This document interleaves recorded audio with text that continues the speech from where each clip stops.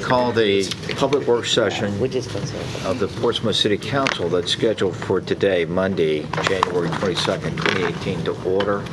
Madam Clerk, will you call the roll, please? Yes, sir. Mr. Clark? Here. Mrs. Lucas Burke? Here. Mr. Moody? Here. Ms. Summers? Here. Mr. Smith? Here. Dr. Whitaker? Present. Mayor Rowe? Here. And tonight we're meeting jointly with our Economic Development Authority, and because of the Freedom of Information Act, we'll give you an opportunity to call your meeting to order. Thank you, Mayor. Call the meeting of the Economic Development Authority joint meeting of the City Council to order. I'd like to call a roll. Commissioner Jiggets, Here. Commissioner Link, Here. Commissioner Revel, Here, Miss Rebel. Commissioner Scott, Here. and Commissioner Hines. I'm here as well. We do have a quorum. Thank you, sir. Well, first, thank you all. We decided at our retreat last February 2017, to be precise, that we would want to meet with our major development boards and commissions, the EDA, the Planning Commission, the PPIC, and of course we meet with the school board too. More frequently in a setting like this, in the past, councils have had those meetings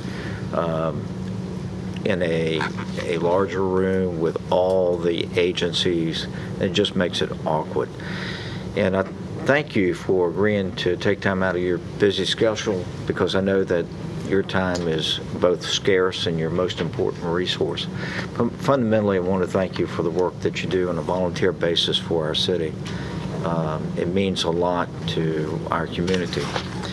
And although we have council liaisons to each of those boards that I mentioned, the EDA included, and they give us reports, we want to give you the opportunity to talk to the entire council. And so we don't have a set agenda tonight. We want to hear from you all. And with that, I'll ask the chairman if you have any comments. Well, we certainly welcome this opportunity to meet with council. And while it's been a very kind of short period of time since we last met, with the overlap of the, we really do appreciate the fact that you are willing as a council to listen to us and to bring updates to you of things that are of import. While we've only had one meeting, I believe, since we have all got back together. Oh, really? We've done a lot of very important work in our subcommittees and things of that nature that we'd like to give you some brief updates on.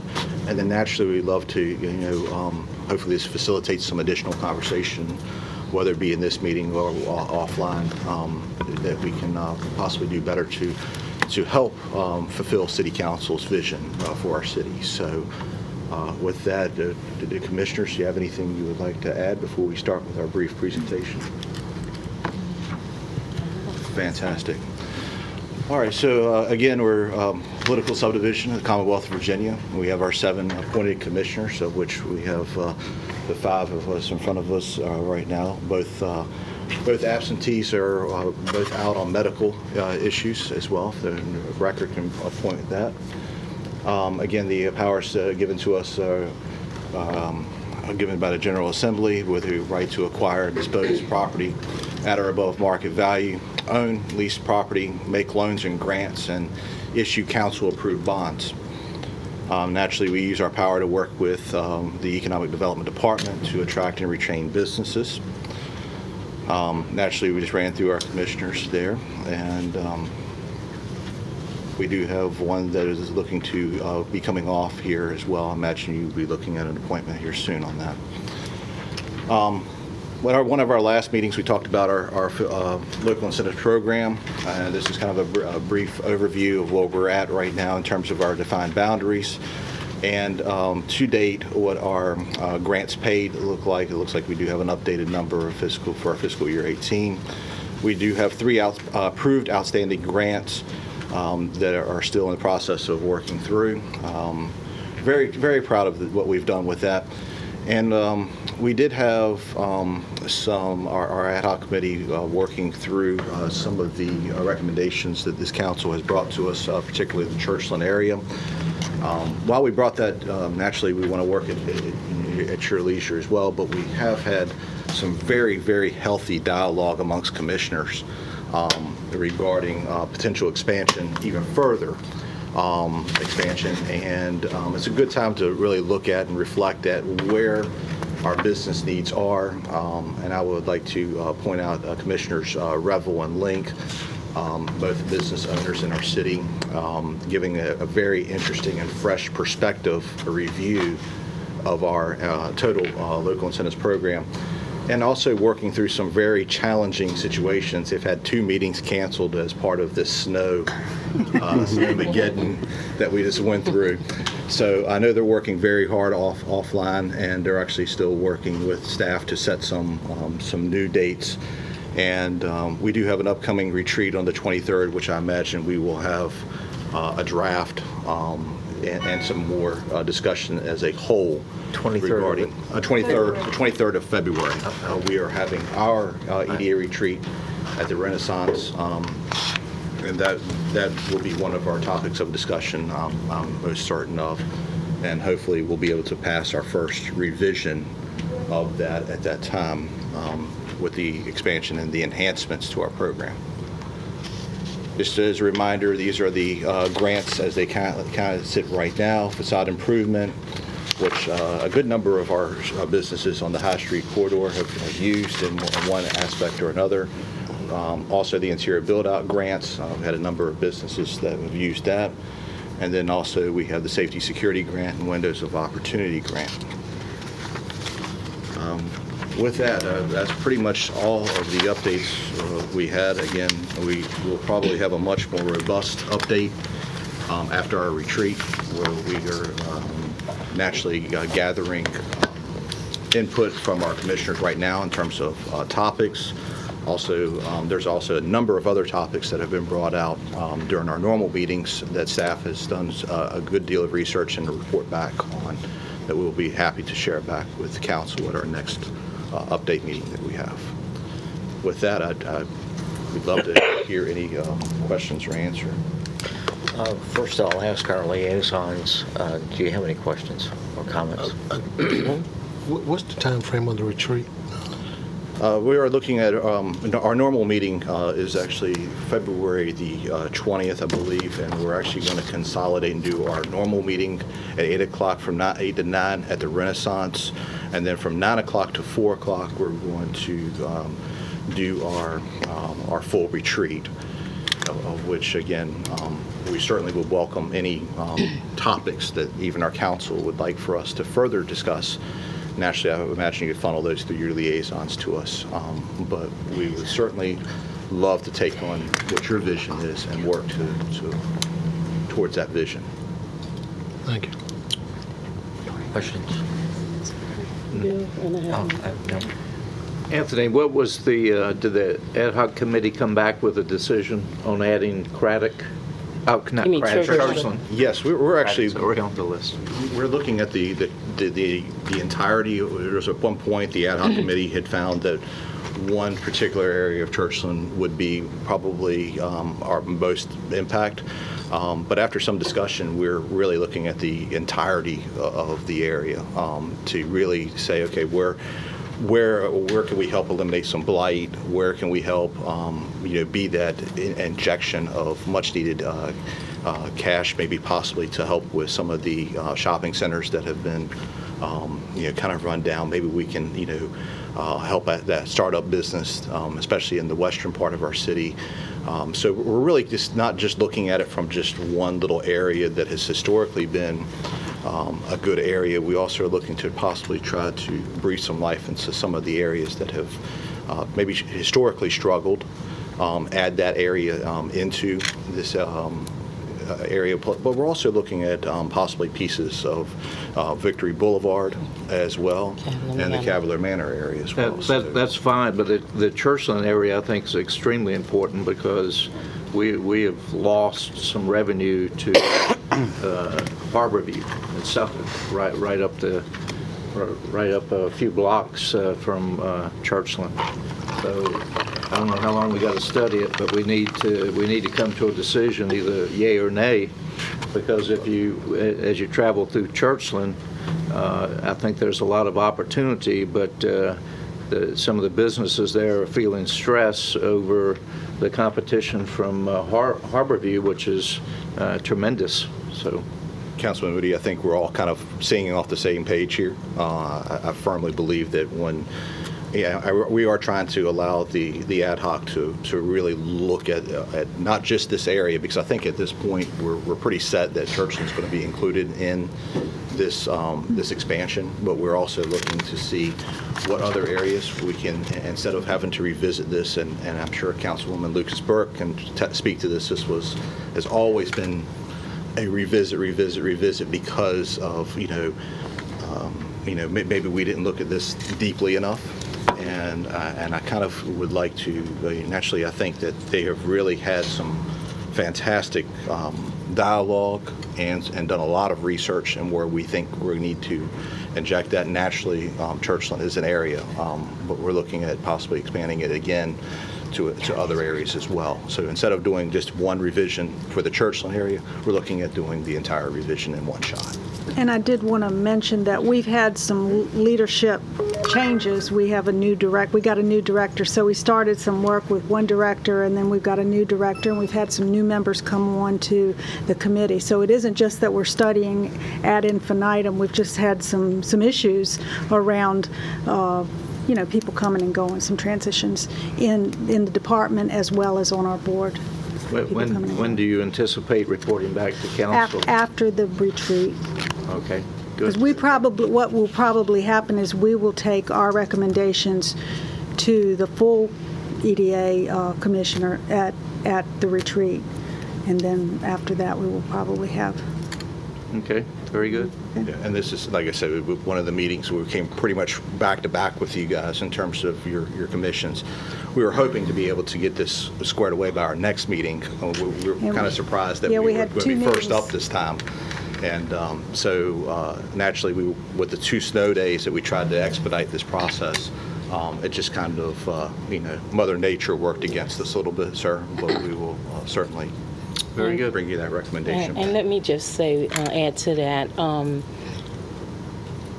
we are going to pursue including Churchland, and I strongly have suggested to the ad hoc that they include Cavalier Manor and Victory Boulevard Quarter also. So we will definitely have something to present Absolutely. after the retreat. Very good. Lisa? Commissioner, Chair Yes. Hines, you mentioned that there are 3 approved grants that are outstanding. Are they pending due to funding, or sometimes I know that some of the construction runs into weather issues? We did have 2 extensions, and we have had 1 indefinite extension at this point, which due to the fire at the church. So at that last meeting, we did give an indefinite extension with staff reporting back to the body on a monthly basis of where we stand on things. We're trying to remain, compliance with our policy, but also understand that we have an extenuating circumstance in that situation. Other questions? Do you have questions of us or comments? Well, again, thank you. I mean, you're volunteers, and I cannot emphasize enough how grateful we are for what you do. And thank you again. We look forward to hearing about your retreat and our next meeting with you. Absolutely. With that, this concludes this portion of the meeting, and I'll let you adjourn your meeting. We'll go ahead and adjourn the meeting. They don't have anything else? Thank you very much. Okay, well, thank you. Thank you. Take a 2-minute recess, so we'll appreciate it.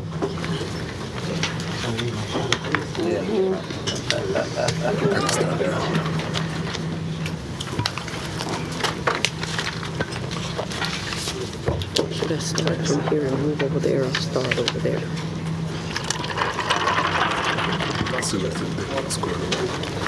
Do my introductory.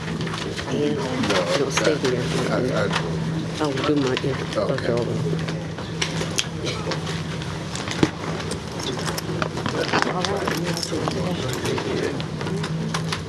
You can move there. The thing in front of you, they asking for money. Is this your shawl? No. I'm not even. You mean above Yeah. the, Yeah, they talking about money for 2019. I have to grab the side. Wait a minute. Yes. I told you, don't say nothing.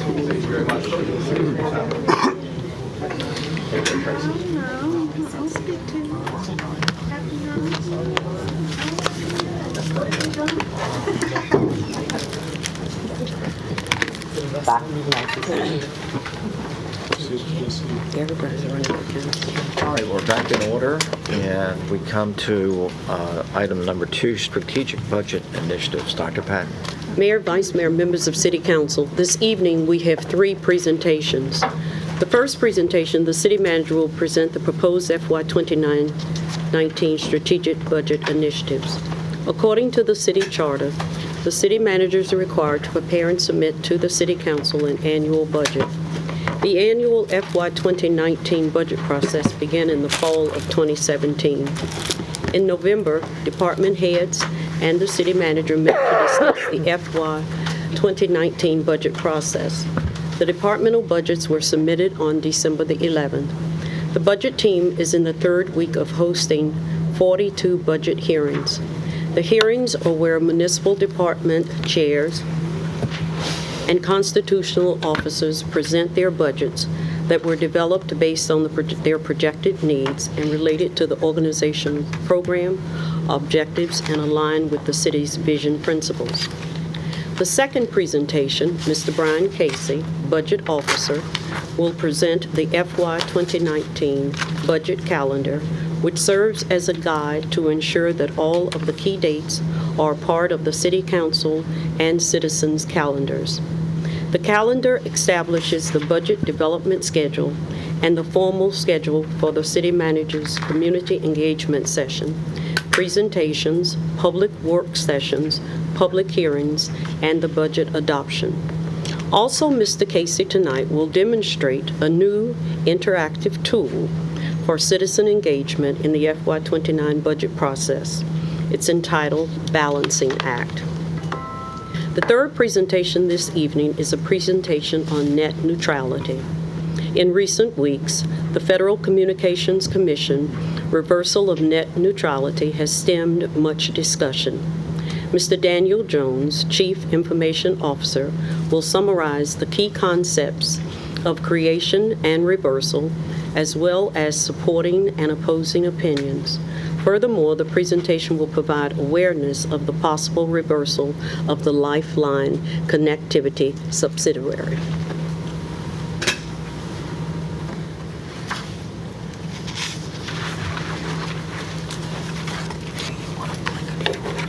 You can click, but you gotta look at here and tell them to see how to click.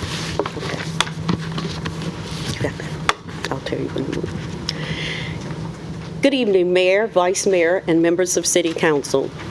Continuing the FY 2018 themes of review, reflect, refocus, and restore, I will present the proposed FY 2019 strategic budget initiatives. Setting strategic initiatives in the budget process becomes the collective driving force that makes us take action and begin the driving step toward accomplishing each initiative. The 4 auras in the budget process have become a mantra for the organization, thereby leading the financial acuity in every aspect of budget management and delivery of services. Allow me a moment to review our mantra. Review.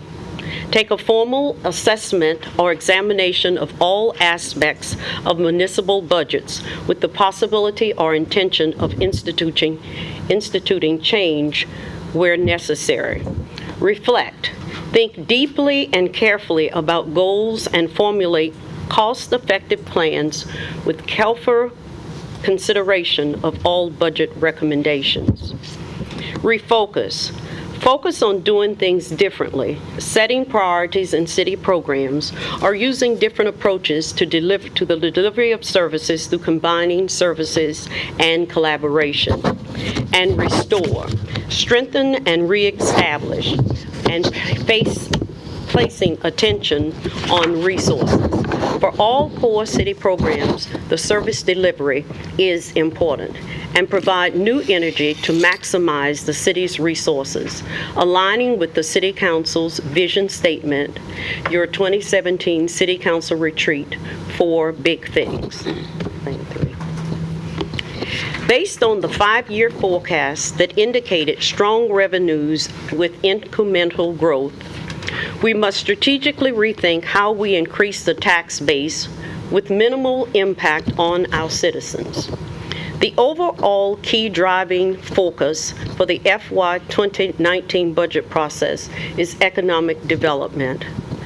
Economic development is the capstone for education, workforce development, continuity of investment, and unique financing opportunities.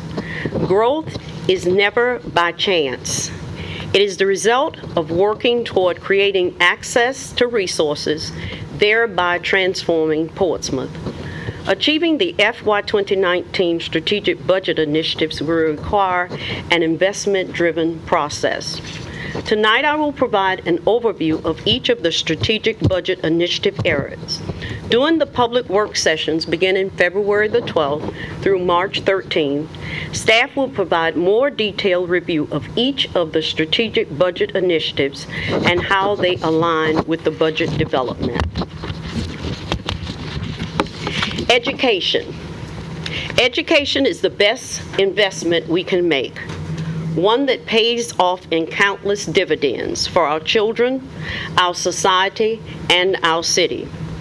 If we hope to maintain or improve the quality of life in our communities, attract new industries, and continue to prosper as a community, excellent schools are essential. Quality public schools help to make localities more economically competitive and influence residential property values. Quality of life is an increasing important source of competitive advantage for communities seeking to stimulate private investment in a global economy. Localities that can provide a quality of life with amenities such as excellent schools, parks, walking trails, cultural activities, and technological advancements stand a better chance of attracting emerging industries. Future workforce. Development strategies include development approaches to enhance the skills of workers so that all residents can become contributing members of the local economy. To keep young people in the community and to raise the standard of living of our most vulnerable citizens. These strategies involve partnerships with Portsmouth Public Schools, education institutions, employers, the federal, state, and local workforce development agencies. Workforce development. Workforce development is uniquely connected to economic development. Workforce development will enhance not only Portsmouth, but also the region's economic stability and prosperity by focusing on people and their connectivities to successful businesses. It is imperative that we focus on preparing our citizens as well as attracting and retaining employees internally, as well as attracting employees to provide a workforce for the future. As we focus on workforce development, we will use a two-tier approach, both internal within municipal government and external approach across a broader Portsmouth community. Let me speak to internal focus. Through the internal focus, the city continues to review and analyze compensation to ensure a competitive position within the competitive market.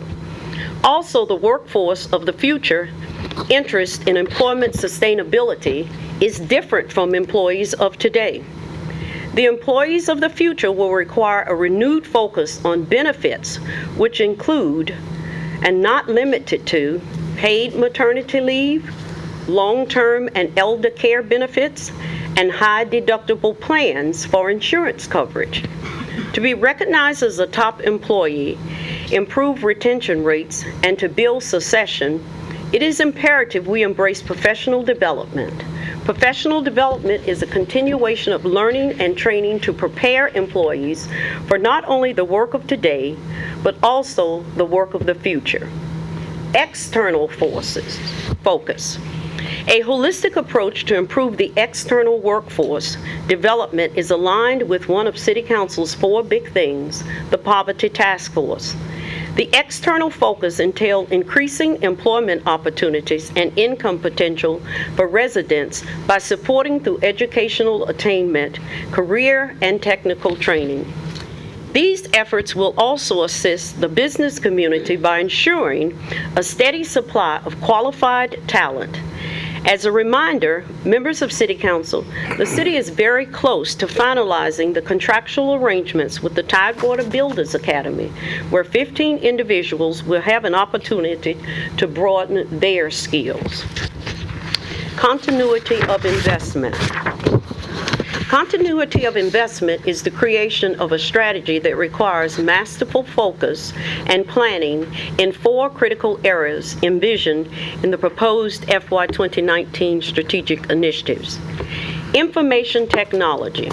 The importance of information technology in a connected world impacts operations throughout municipal government and businesses alike. The important functions of cybersecurity, connectivity, communications, accessibility, enhanced productivity, public relations, and cost reductions confirm the vitality required for success within a focused technological world. For these reasons, in the FY 2019 budget, we must have a dedicated focus on information technology. Implementation of a downtown master plan. In 2005, the city adopted a comprehensive plan, Destination 2025, which identified ongoing revitalization efforts for downtown and established land use and economic development policies to continue the effort. As most recent in 2017, the Hunden Strategic Partners prepared a downtown market analysis, which continued to identify strong market demand for downtown residential development. Through the FY 2019 budget, we'd like to begin to implement long-standing plans and take advantage of the city's investment in upgrading our public utilities in downtown. Strategic Capital Improvement Plan.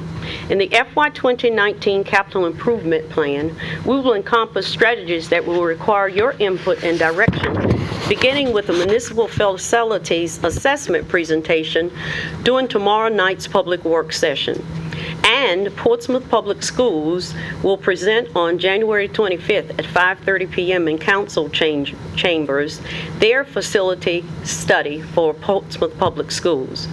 Both presentations will have an impact on the FY 2019 Capital Improvement Plan. Housing and community planning. The housing stock in the city and the region is vastly changing. The housing component in a city determines what types of houses are present in a community today and what types of housing is necessary into the future. To stay ahead of this changing landscape, in the FY 2019 budget, a housing and community strategy to develop principles, goals, strategic tools to address and guide future housing development is proposed. Working in conjunction with the comprehensive plan and goals of economic development, this plan will help to develop a housing strategy that will focus on examining existing housing stock and provide a roadmap for addressing future housing needs and locations. As Adam Rogers says, and I quote, "Every block, every brick, every building, and every brick represents innumerable decisions. Decide well, and cities become magic." Retirement and OPEB funding. Recent GASB changes place the liability for pension and other post-employment benefits on the face of the financial statement. Rating agents pay close attention to this liability and the future burden it could place on a city if funding is not maintained and sustainable. This has the potential to impact our bond ratings. Unique financing opportunities. Public-private partnership grants. Due to the uncertainty of the federal and state legislative changes, and I do have a handout for you tonight, of which someone asked what could be the impact on the city with the closure of the federal government, which by now they should have voted to open it, and those changes, so I have that for you. But we must seek alternative funding sources for existing services programs and increase the cultivation of public-private partnership opportunities. We will continue to monitor the impact of legislation passed by Congress and the General Assembly. Debt structuring. Long-term debt capacity and affordability analysis for tax-supported debt will be completed and monitored on an annual basis as a means of ensuring that the city does not exceed its ability to service current and future debt requirements. With the new tax laws, we will be exploring new structure that the market may offer to allow earlier refunding opportunities. Use of one-time funding. While accumulated fund balance in the general fund may legally be used as revenue to support the budget, the city's intention is not to use fund balance to fund reoccurring operating expenditures. As stated in the city's fund balance policy, accumulated fund balance over and above the city's fund balance target may be considered for funding one-time expenditures. And financial consciousness. As previously stated, the looming uncertainty of federal and state legislative budget decisions will potentially redirect our local funding choices. Because of this, we must hold steadfast to ensuring the protection of the city's financial resources to move continually forward in creating the new Portsmouth. With that, Mayor and members of City Council, I'd like to go back to the first frame and open the floor for discussion on the strategies and receive your input and injection into the what has been presented to you this evening. Colleagues, an opportunity for you to share with the city manager and with us any initiatives that you would like the manager consider as she puts the budget together and try to balance revenues and expenditures. Yes. Bill? A few. One would be the 45 Apton, which is known as the former rec center. That's going to be presented tomorrow night. Okay, That's great. in the assessment facility, the municipal facilities assessment will be visited tomorrow night, and that discussion will take place on each of those facilities that are presented, and that facility is in there, Mr. Moody. As you mentioned in your presentation, economic development is really the key to every one of them. Yes. If you don't have that, you have to rely on the cash flow from the citizens in the form of taxes. So I would like to see probably more frequent updates, especially on our vacant land statuses, particularly the Holiday Inn site. I think it's extremely important. I get asked probably a couple times a month, when y'all going to do something with that site, when you're going to do something here. So, you know, I look at that economic development department as a sales force. Mr. Moore is the director of sales. Having been a director of sales with private industry, I got questioned quite frequently, probably more frequently than I wanted to be questioned at times, on what you're doing to increase sales. Where's your target list? When was your last contact? What can we expect for this quarter in sales? So I think we need to demand that kind of communication and that kind of feedback, because these things have a sense of urgency. Yes. We're faced with a potential tax loss over at the port, so we need to get these vacant properties on the tax rolls with some quality projects, and certainly to do that, I think the sales force needs to know that there is a sense of urgency. I have that noted. Thank you, Ms. Moody. Nate, you shared with me a concern that you had about EMTs. That was, yeah, I believe they're looking into it, and I believe it's coming on the fire side. It was a reference to our paramedics Yes. that are not under the same retirement. They currently have to work minimum of 30 years and be age 60 before they can retire, where police and fire are 25 years at age 50. Right. That was a concern. And Mr. Clark, we're looking at that to bring it back. We're already working that. Yes, ma'am.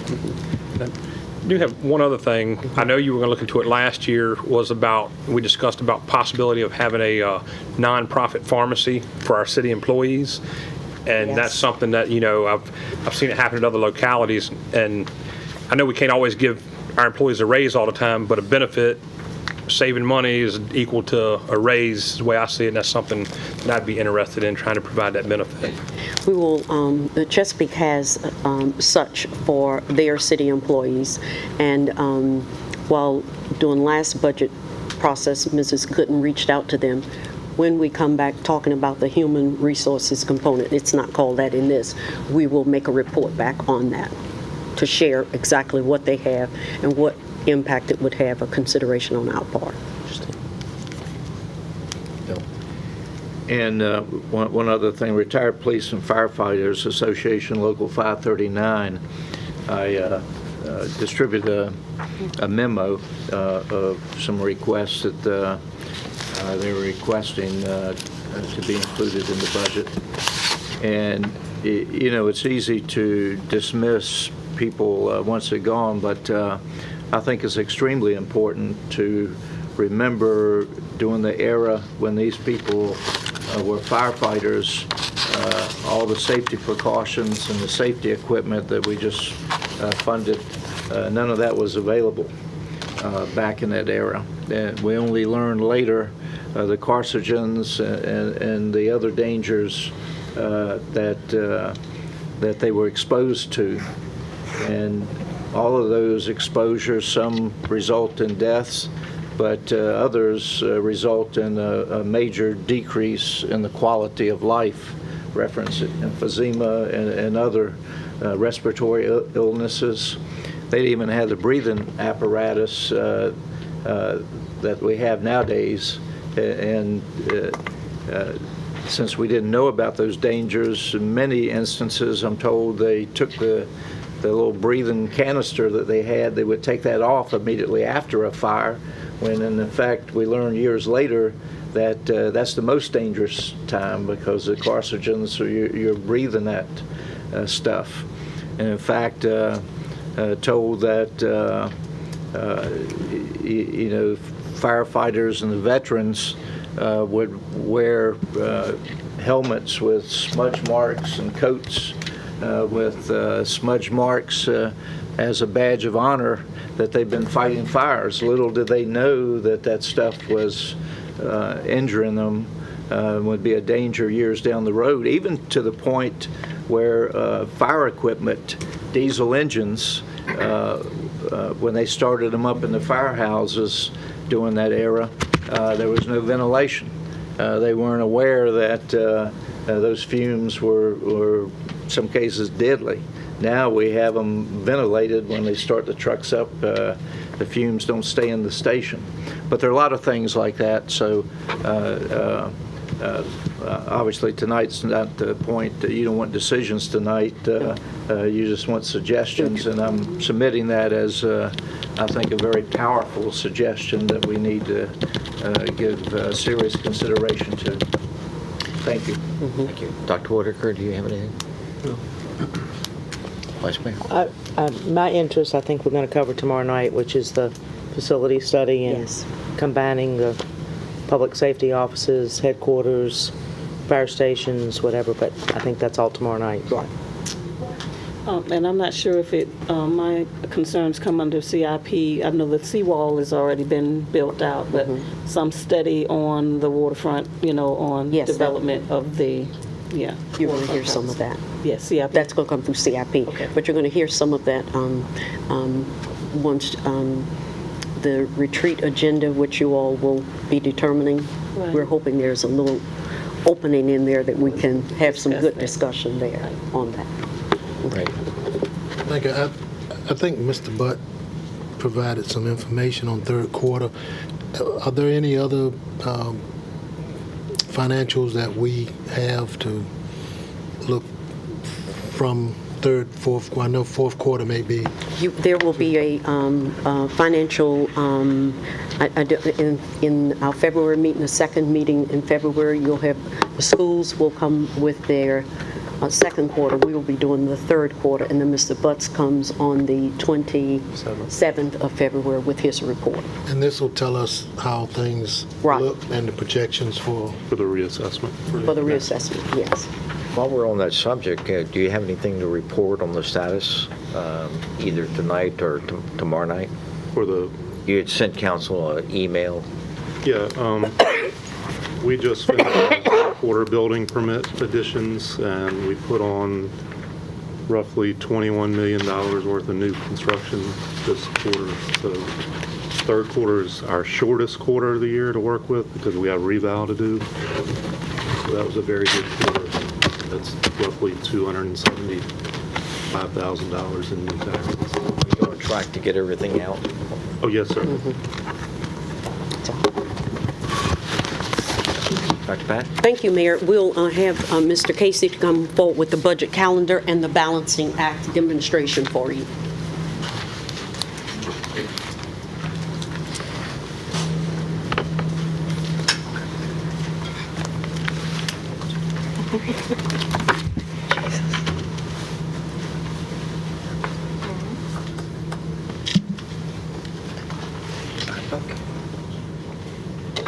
And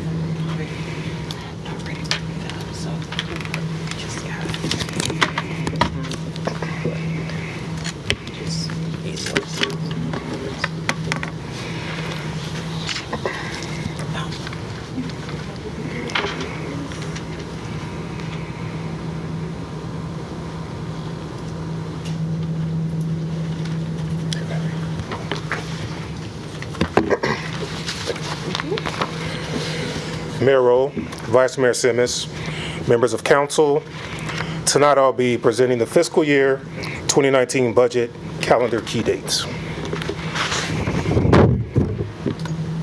On Thursday, February the 4th at 6 p.m., we will be hosting our annual budget community engagement forum. This year it will be held in City Council chambers. The purpose of the forum is to provide the citizens of Portsmouth with a more transparent budget process, which includes guiding principles of continual evaluation of programs and operating practices, and an overview of key strategic services and benchmarks for the community. The city manager and her executive team created budget polling questions and the program format, building on the success of our community engagement sessions last year, where we had nearly 1,000 participants, both in person and online.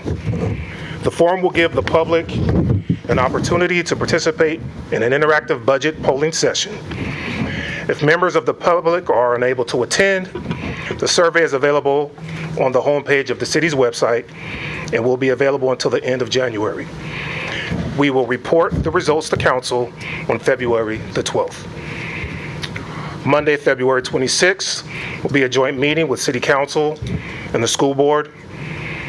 On Thursday, March the 22nd, the school board will adopt their proposed budget and requested local funding.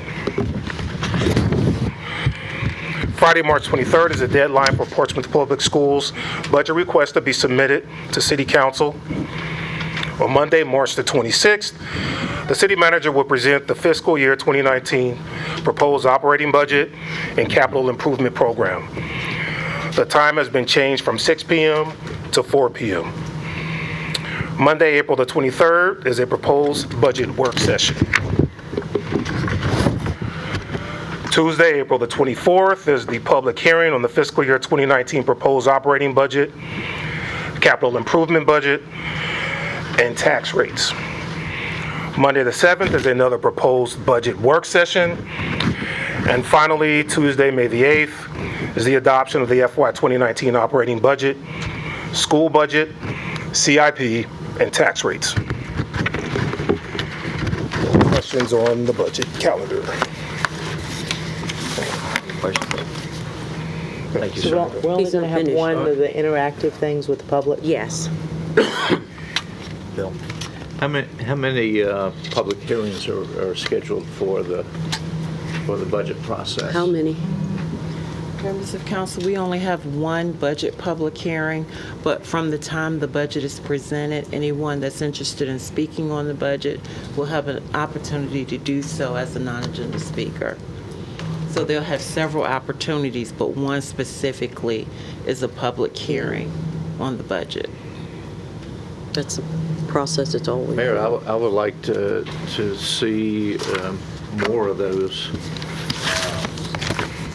if possible, not non-agenda, that sometimes, depending on the length of the meeting, that puts people who are interested in the budget and want to input their ideas, they have to stay here pretty late to do that. So, by adding another public hearing, I don't think would be an imposition for anyone. Can we add it to one of the April meetings, to the last April meeting? We'll go back. Part of the meeting? Yeah. Sorry, on there. There's April. Go back and see before April. What about the first meeting in April? Maybe, that's fine with me. But the April 23rd? For the second one, so it wouldn't be a problem adding the first one. Okay. We can add the first meeting in April. Great. All right, on a Tuesday? Let's get a quick consensus of council. Is that No, good for that's you? not. Good? Good? That's not the first meeting in April. Unanimous. So let's do that. You work together, the three of you? Yes, sir. Okay. So Well, we yeah, just decided that we'll have our first budget public hearing will be on the first Tuesday meeting in April, correct? Yeah, Ms. That'll White be will right handle after. that. If I do my The math, it manager's can't. presentation. Yeah. Okay, go on. He's not finished, he's going to go into his next piece. All right. Okay.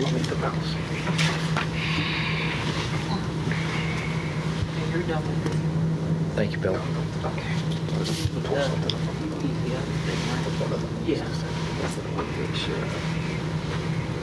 Which one?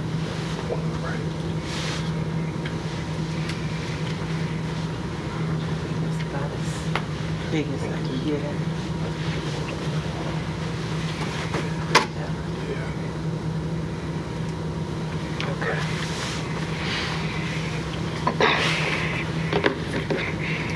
Mayor Rowe, Vice Mayor Simmons, members of council.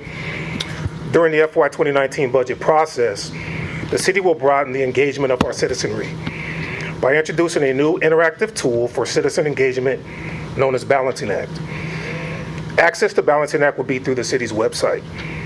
This tool will allow citizens to create a municipal budget in a fun and easy way, allowing residents to learn about the choices their elected officials face in the budgeting process.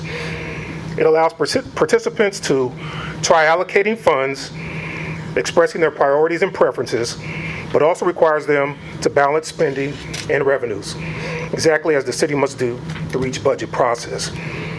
Most importantly, it has a taxpayer receipt module, which will give residents a breakdown of how their real estate, personal property, and sales taxes are allocated to various city services. At this time, council, I'll give a brief presentation on the taxpayer receipt and how beneficial it will be to our taxpayers in the FY 2019 budget process. So we'll start by putting in the annual income of a taxpayer, and we'll just do this randomly. Put 40,000 in. put in the age of 38, and the percentage of shopping for goods that the taxpayer spends in Portsmouth, and we'll say 75%. Now, this information will help build the approximate sales tax that an individual pays to the city. And it's linked to, hold on a second. Age. Oops. And this information is linked to a national database that analyzes spending based on age and income. We want to put in the assessed value of your residence, and we can say 50. If you have another property, you can add that in also. And our tax rates are baked into the module. The value of your automobile, say 57,000. And again, our tax rates are baked in. You click on that, and it'll give you a line-by-line, itemized receipt of where your tax dollars are going. Per department, per category. If you don't know what a particular category is, you can click on the I for information. It'll tell you what it is. It's really cool. Hold on. Now, if you go down to the bottom, this will give you the total per the information that was put into the module, and that'll break down sales tax, property tax, and your vehicle tax. That's cool. It is. So it gives you a good snapshot of where your tax dollars are going. Go, and this is an example, go further how they can interact. He won't show you all that they can do, but could you talk to how they will be able to go in and actually Sure. develop a budget? Right. And so this is the taxpayer receipt module. The other module is the balancing act. Now, so the taxpayer does not have to go in through the 400-page budget book. They can click on this module and kind of see where the money goes. And you can hover over the area. If I want to click on fire, it'll take me right to it. And where the money comes from. Same thing, you can hover over the area, click on it, and it'll take you right to it. And there's blurbs for each category, so you'll know what it is. Now, if you want to kind of get an idea of how we balance the budget, you can do a plus or minus. They're all done in increments of 1%. So if someone thinks that the registrar's office needs 2%, you click that, it'll calculate the 1% there. That's 2%, so it's in increments of 1%. But now we're in a deficit, we're not balanced. They have to balance. So if you want to That's all you balance, do in your office is click this. we need to, I wish I could, but need they, to increase revenues on this side.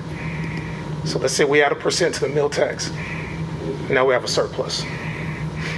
So you can play with either That's department, revenue expenditures, start all over.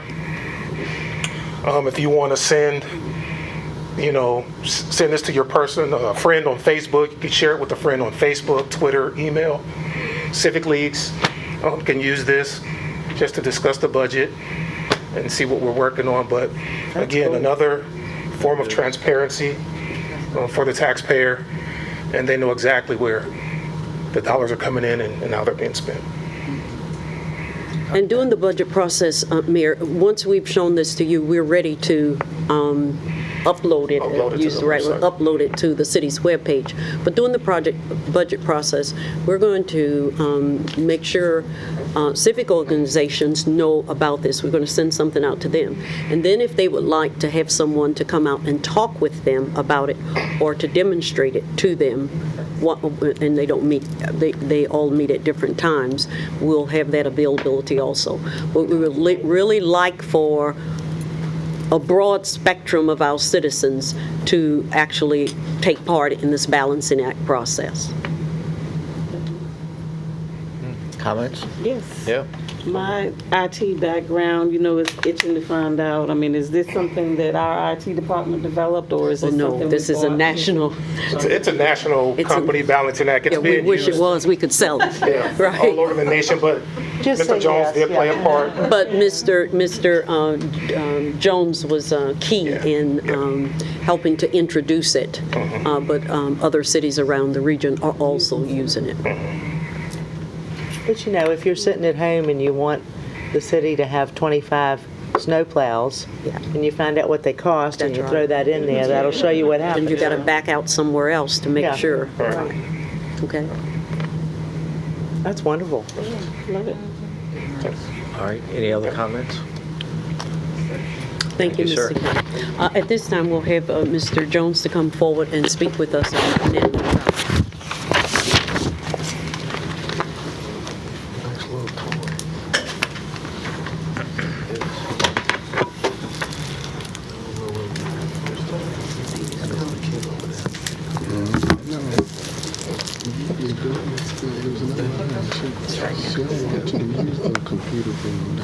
She doesn't understand what we're doing. She doesn't understand that it ain't me doing the budget. Good evening, Mayor, Vice Mayor, and members of City Council. This evening, I will provide a brief presentation regarding the recent decision by the Federal Communications Commission to reverse net neutrality regulations.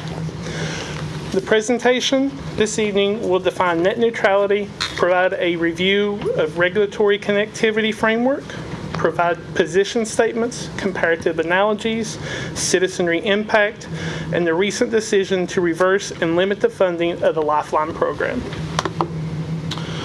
Net neutrality is the ideal principle or requirement that internet service providers should or must treat all internet data the same regardless of its kind, source, or destination.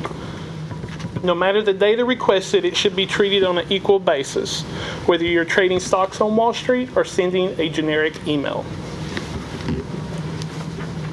The regulatory framework depends upon the connectivity classification, which is the delivery method of the internet service provider. And those different methods can either be dial-up, DSL, or cable. Connectivity connections have been classified as both a Title I and a Title II under the Telecommunications Act of 1996. Those basic distinctions can be described as common carriers, which are dial-up and DSL, and information service as cable or fiber connection. And the main difference between a Title I and a Title II connection can be compared to a regulated public utility such as electric or water. The early days of the internet telephone companies had bundled service, which were covered as services of both Title I and Title II. Common carriers, which are regulated as telecommunications carriers under Title II, regulated as much as a public utility, as a transmission between or among points specified by the user of information of the user's choosing without change in form, content, or the information sent or received.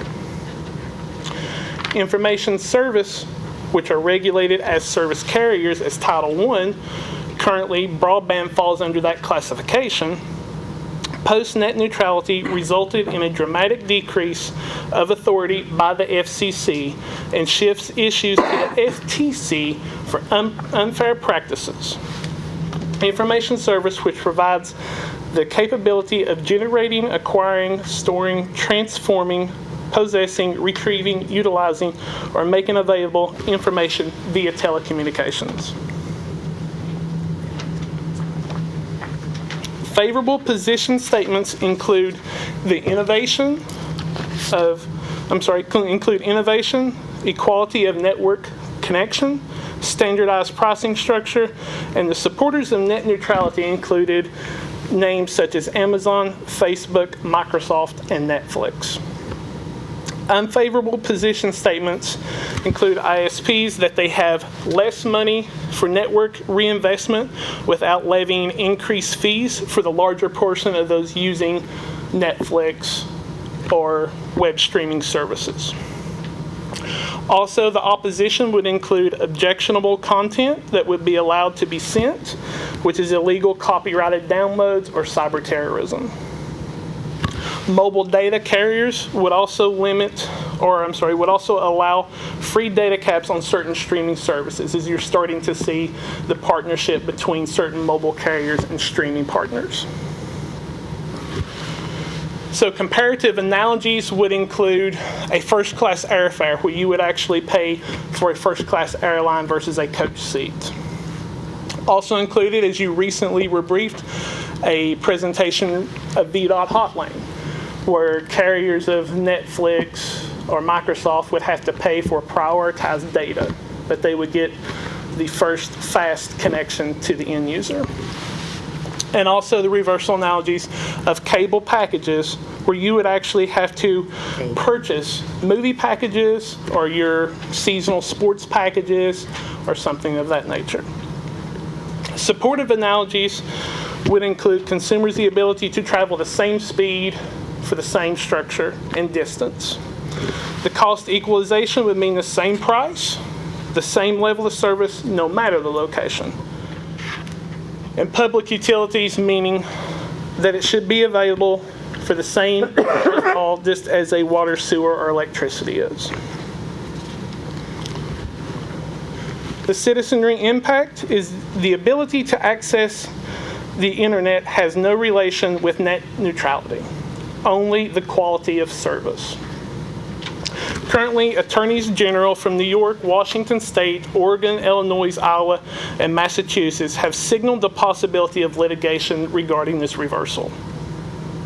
Currently, legislation in Virginia General Assembly include House Bill 705, Senate Bill 948, which prevents providers from blocking, throttling, or prioritizing content, format, host address, or source. Currently, these legislative actions have been deferred to the Commerce and Labor Committee. Competition is the key concern of why net neutrality is important in the competitive free market, and the argument of net neutrality not required depends upon competition.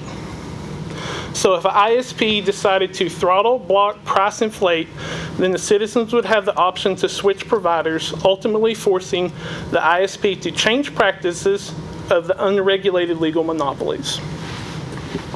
In a recent report, the FCC, 10.6 million homes have no access to broadband. 65 million homes only have access to one provider, thus not allowing the citizens to have a competitive provider. However, this data may have a favorable inflation factor, and these numbers are based on census blocks.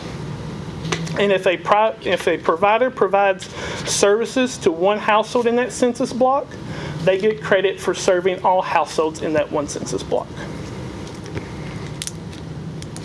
And all facilities-based broadband providers are required to file this data with the FCC twice a year of where they offer internet access service at speeds exceeding 200 kilobits per second in at least one direction. The Lifeline program is a federal subsidy created in 1985 to help low-income families afford their landline phone service, and was updated to include mobile phones and broadband access under Presidents Bush and Obama, respectively. Eligible families whom qualify for Supplemental Nutritional Assistance Program, Medicaid, Supplemental Security Income, School Free Lunch Program, or federal poverty guidelines would be eligible for the Lifeline program. The federal subsidy provides $9.25 per month per recipient, which is sent to the broadband provider to help offset the monthly recurring costs of their connectivity.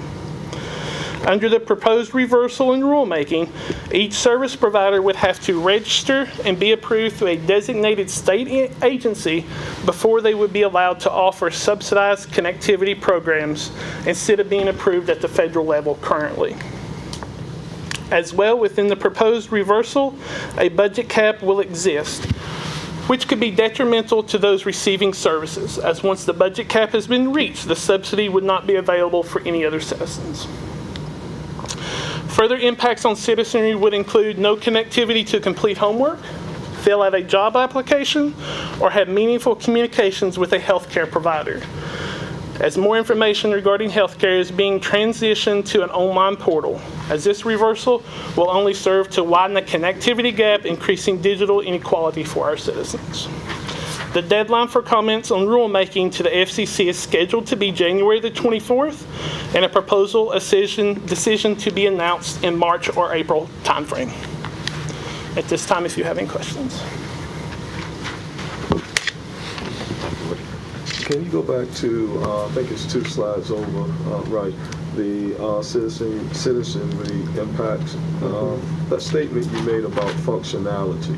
Can you repeat that again? You said that there would be no impact on consumers. What was the statement you made there? Okay.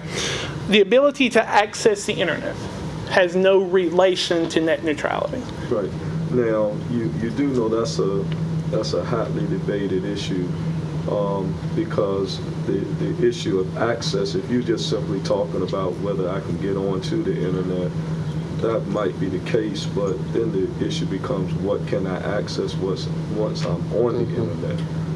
And particularly with an area like Portsmouth, where you have a lot of high poverty, I think that's an issue that we need to be a little more clear and aggressive on, because although I might can access the internet, particularly you have students who are using school-based access, there could be issues of limiting what is accessible on the internet because of this reversal. Also, the slide you showed, I think before this, that speaks to the reversal analogies. Are you saying that the impact of reversing net neutrality creates the equivalency of what we already see with first-class airfares, VDOT hot lanes? It has that potential. Right, but what that doesn't show is that you don't have to fly first class. You have options. You don't have to be in the hot lane. You have options. Net neutrality could eliminate options for people because of access and fees that may be imposed for internet services. You mentioned the competition, that if services aren't provided, then customers would go from one provider to another. I don't see that happening in the market presently. For example, with banks are catering to higher income persons when it comes to granting loans. That hasn't shut the bank's business down. Those persons who can't afford those loans end up paying higher interest rates on other products. Same thing we see with all of this rent to buy. Those persons who can't buy furniture at a store, the stores don't shut down. They just create higher cost products for those poor persons. And so I think this is an issue that Portsmouth, particularly because of the demographics, what I hear you saying, I hear that mentioned in a little more conservative circles, but I don't think that the demographics in this area would support that type of ideology. And so I'm concerned with the impact that the reversal could have. I'm more interested in hearing, are there any legislative or ordinances that we can pass that will protect our citizens from the impact of this whole reversal of net neutrality. Yeah. Before we get to you ask a question. Is it possible that you could give the answer tonight, or do you need to? What was your question, Dr. Well, my issue is that Mm-hmm. I think that the demographics of our city demands a much more aggressive approach to net neutrality than simply saying the market is going to become more competitive, because I don't see that happening in other arenas. usually the market becomes more expensive for poor people. Right. And so I don't think that this is something that we can approach with sort of a casual, neutral position. But in these, I'm curious, will there be any ordinances, legislation, or anything that? Mayor, Vice Mayor, members of council, as Mr. Jones has said, to the extent that there is proposed bills on net neutrality impacts or state controls or responses, certainly as it relates to other legislative items that have come up during this General Assembly. We regularly get those reports back from Ms. Neal and through the automated process we have here in the city. And so we can certainly assemble that information and provide that to you as that goes forward. If the council wishes a particular concern or voices a particular concern with regard to that, certainly we can build that into what is our normal process as we go back and forth to Richmond, either in support of particular legislation or in support of other initiatives. So we're certainly getting that information, and Mr. Jones mentioned that earlier, and we get that on a daily basis as it progresses.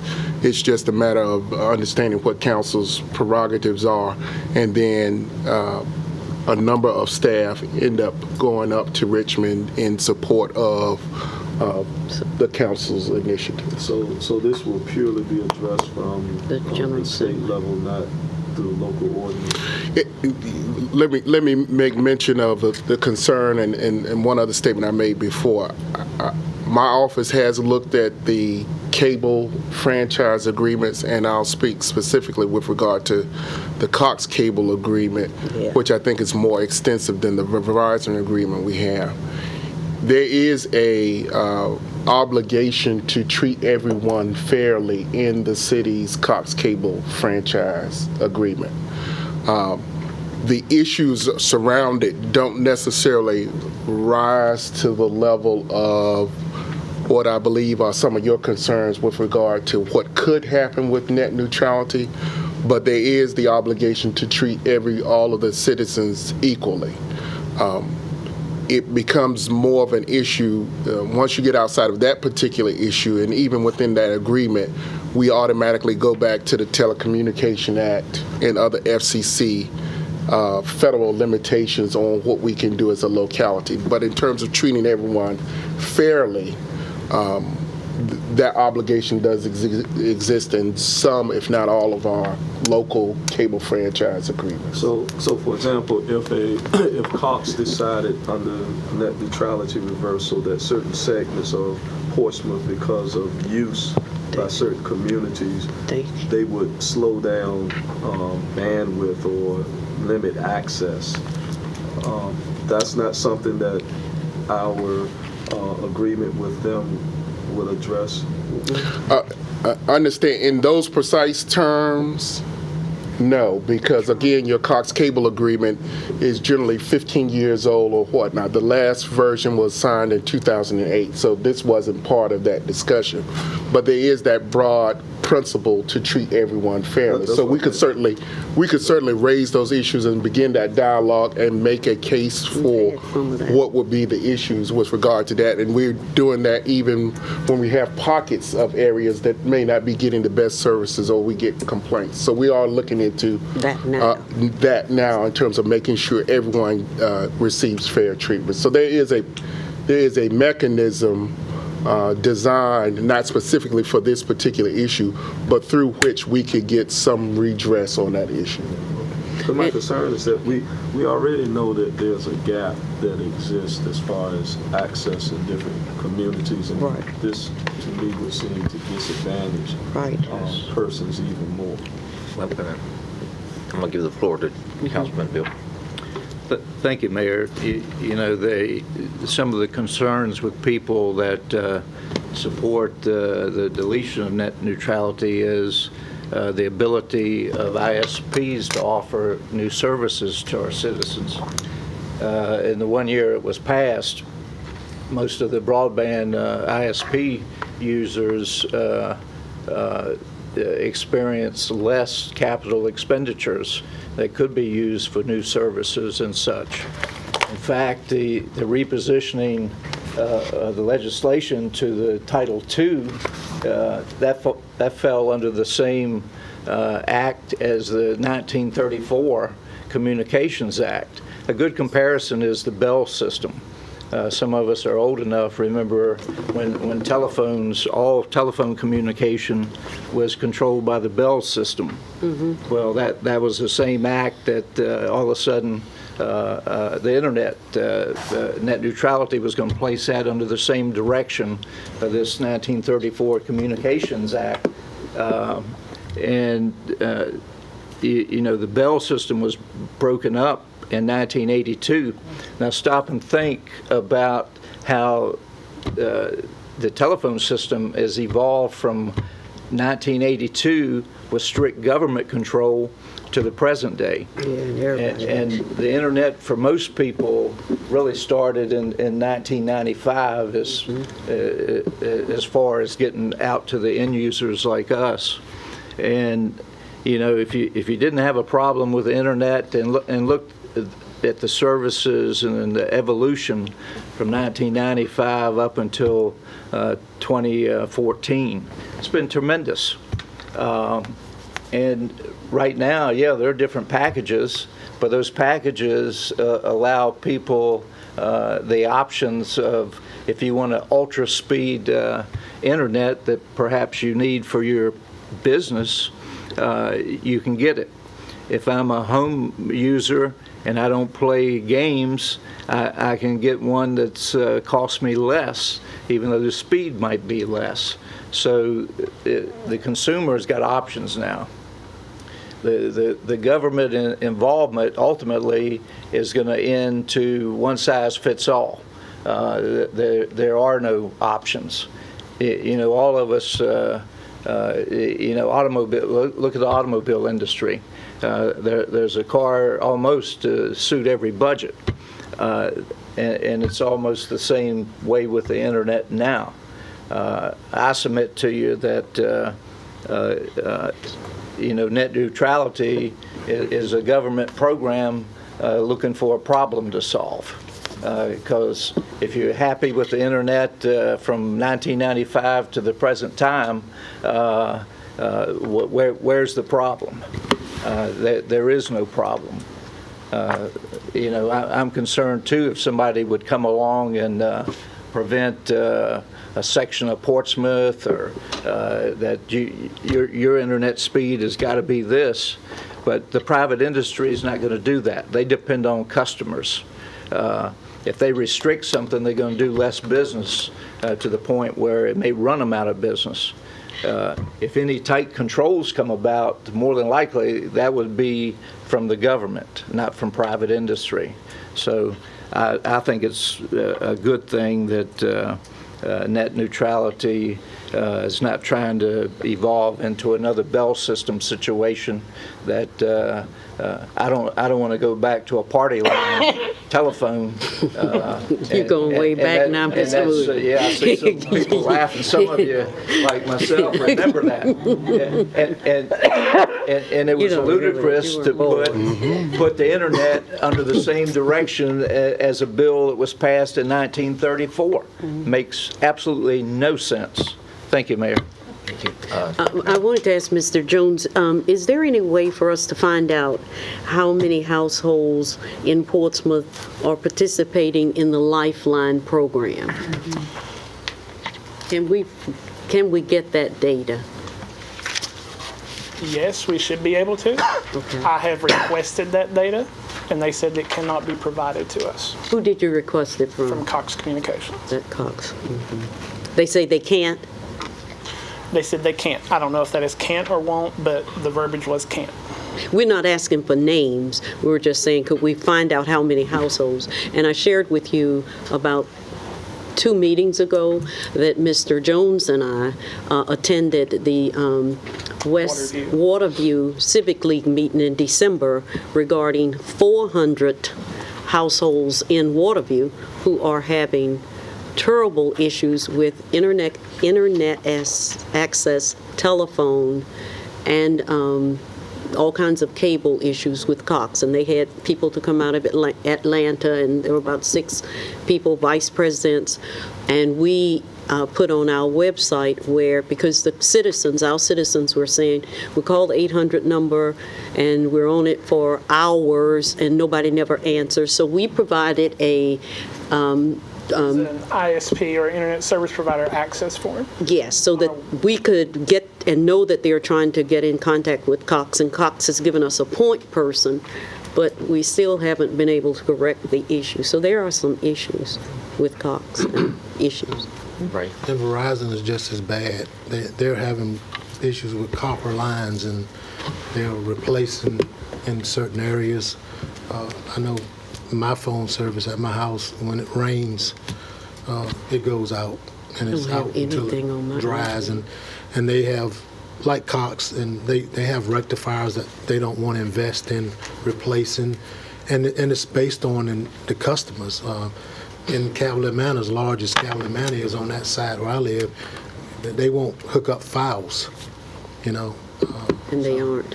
But now that you say that, Mr. Smith, my telephone has probably been, I would call it scratchy, the home phone that I can't even hear for about 5 years. And they've come out and it just don't seem to be fixed. Yeah, it's copper lines, that old infrastructure that needs to be replaced, and I think they have a plan to do it, but there's a lot of it out there. Thank you. It's affecting us, my company, too. Any other comments, questions? Yes, sir. Just to quickly step back, and that's one of the big issues that I see is now, at this point, everybody is using data in one way or another. You have people FaceTiming and Facebook Live and walking down the street because they want to walk down the street. There is only so much bandwidth on the current infrastructure. Yeah, they're doing upgrades, but upgrades are a long time out. So to the point of consuming the bandwidth that citizens are using, it has the potential for issues. Okay. Thank you, Mr. Jones. Can I ask an unrelated question? Elizabeth, go ahead. Dr. Patton, I'm sorry, it's kind of sort of related. Yeah. I have been asked several times in the last week. The reverse 911 calls that citizens, businesses sometimes get, is it possible for them to be redirected to a cell phone number? For example, I don't have a home phone anymore. I haven't had one for years. Right. So those reverse calls that come to downtown Portsmouth, I get at my business, but I don't get them as a person. Is there some person or department to say, hello, could you put this number in for me at this address? We have a program that we'll be unveiling very shortly that will update that, as well as we receive the emergency subscriber line list from Verizon, which is the 911 central clearinghouse for phone numbers. Actually, today it came by FedEx. So once we have that updated, it will be the update extract as of that date, which was 2 weeks ago, and we'll get weekly extracts going that forward. So it will be up to date as 2 weeks can be. That will address your concern? Yes. If it's listed by a provider other than Comcast. Comcast said that they would not provide their numbers like everybody else to the Verizon clearinghouse for 911 calls. Will that come in the form of like a telephone call or like an Amber Alert? There are several options. It'll be a telephone, it can be a telephone call, a text message, an actual, an Amber type alert where it actually emits that horrible screeching noise. But that's to be used in the event of a emergency. Right. Yeah. Thank you. Thank you, Mr. Thank you. Jones. Dr. Patton got a call about 4:45, and she asked me to come over to her office. It was from Sherry Neal. And Sherry was calling reference the JLARC studies. We actually have 2. In doing them in reverse order, we asked the General Assembly to do a JLARC study, JLARC being Joint Legislative Audit Review, of tolls and toll reform on our two tunnels, with the concept that that would become the baseline for seeking toll relief from the General Assembly and showing that it's not just a Portsmouth-Norfolk problem, but a Commonwealth problem. This is why a member of the General Assembly from Galax or Fluvanna needs to be concerned about tolls here. The other was an ongoing, it was in last year's package, and that was to do a JLARC study to update the study that was done in 1999, I think it was, of the port. The state code has a formula, and they got a lot of funding formulas where you put the numbers in and you crank the formula, and it says you're to get X, but they only fund X minus 10 or X minus Y or X minus A. Library funding is one of those things. Sherry's question, the way I understood it, was if we had to choose between one of the two studies, which is more important? And I can tell you what my feeling is. The toll impact is far more important than the JLARC study about the port. And so I think it would be appropriate that we, get a consensus of where we are. And let our General Assembly delegation know that if you have to pick one, pick tolls over the port. But if you don't have to pick one, that's great. Is that good? Yes. Yeah, Okay. definitely. The most important, if you had to pick one, is the tolls study. Okay. Absolutely. And the other thing, the Virginia Municipal League and the Virginia Association of Counties sent out a model ordinance or resolution for us for all of its member jurisdictions to consider. And it's on our agenda. It deals with cell towers. And there's some language, I don't know if everybody's had a chance to read it, but it says health and safety, or health. And our city attorney has said that that's been preempted by the feds. Maybe we should ask the city manager and city attorney to look at this, and let's not take action tomorrow night, but get a report back on you, and also talk with our General Assembly delegation to get their feedback. Is that agreeable to everybody? Yes. I'm not clear. You said don't take action on what? It's the last thing that's in the agenda tomorrow, on tomorrow's agenda. It's under items submitted by council. No one on council has submitted it. It actually came as a request from the Virginia Municipal League. It's a cookie cutter type resolution that they've sent out. But and I read it very briefly. I want to read it quickly, Mayor, the one that we're, not the whole thing, but where we have we need to go. Mr. Ashby apprised us when you all were getting ready to deal with the wireless issues. This is what it says the second before. Whereas the wireless equipment installations can have significant health, safety, and aesthetic impacts, but those companies appear to have little, if any, interest in taking into account those concerns that potentially conflict with their profit margin. So I'm not interested in voting on anything that has that kind of language in it based on what Mr. Ashby told us. That's right. That's what I agree with that. Right. So the consensus, or to have staff look at it. Do we need to remove it from the agenda? I was going to say, I can just pull it off. Okay, because it wasn't Let me advertised. make sure I'm clear. So the issue with this is a resolution from the Virginia Municipal League. Yes, sir. Yes. Asking cities to adopt All it. cities, right. And our issue with it is what? Make sure that it squares with what we've been briefed on previously by the city attorney, that it doesn't contain language that's already been preempted by some other act, particularly a federal act. Right, because if I'm hearing it correctly, I thought that health issues can't be taken into account. That's what we're saying that. That's why we're saying pull it. Right. Okay. It sticks out there like a sore thumb. The other issue then, the vote tomorrow, I think there's another. On the polls? Yeah, it was something that was sent about being pulled. Yeah.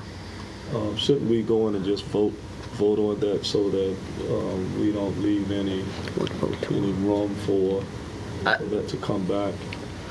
The way I understand it, there's at least an email asking that we withdraw it from the agenda. Have they submitted a letter? It's in the package. So what is our protocol for when we get a letter like that?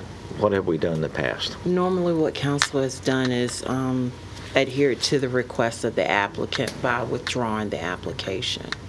And what it does is it allows, basically like Dr. Whitaker said, that at some given time in the future, if they want to bring the item back, it has to be different than what it is now. But they will have an opportunity. They don't have to wait a year before they bring it back. If you all deny it, they have to wait a certain amount of time before that item can come back to council. So the question before us will be whether or not we'll act on the request to withdraw. And that will be a motion that we'll either vote up or down. Yes, sir. I think with the significant community outcry that we heard from Westbury, and the fact that we already voted 7 or 6-0? 7-0. That we need to just go in and vote it again according to our procedure, just as the second reading vote, instead of withdrawing it and then that opens it up for reissuing. It wouldn't be withdrawn. The way I understand what you just said is that we would act on the request to withdraw. Yes, sir. Are you And- talking about You the same have, thing? you have a request to withdraw. This is the Westbury. Okay. Cell Oh, towers. They yeah. want to You were they talking want about to withdrawing pull it. it. No, I'm not talking The about withdrawing. applicant it. has The applicants requested that. Oh, okay. We've already They got the handled the letter. resolution. And Deborah, you're saying we've usually agreed to... With the applicant. With the applicant. With the request of Right. the applicant. Good question. And what you're saying, Dr. Whitaker, is that you're asking, doesn't want That to. we deny the request to withdraw and go in and vote it up, get this off the table, vote it unanimously again. I just want to make sure I was clear that, like Dr. Whitaker just said, if we do vote on it again, they can't bring it back for a certain amount of time. That's the motivation for them withdrawing it, so they could bring it back sooner if they chose to. The motivation, Most likely. from what I understand, the It motivation has to be for different. withdrawing it is so they can do it, their due diligence with it, to bring something back, kind of like the other item that's on your agenda that you have, I believe it's a T-Mobile item. The Victory Boulevard one. Right. Where they had it, council didn't want it there, so they withdrew it, and they brought back Tweaked it and something came back. different. With a place that you Yeah, I think voted on. everybody deserves that opportunity. Doesn't hurt anybody. But are they trying to bring it back in that same community? No, I no, do no, not know. No, I doubt it. No. well, I don't I see doubt how That's they it. can just get like with votes the for other that. item, No, it was at I- a different location, so. You hope not. No, they're not, Mayor. They're looking for other locations. All right, well, thank you for telling us what our history has been. But that letter has come officially? It's in your the package, yes, sir. Okay. Well, we've done a lot tonight. We're finished. We're finished with the presentation. With that, we are adjourned and we'll convene tomorrow. Dr. Whitaker, let me see you a minute.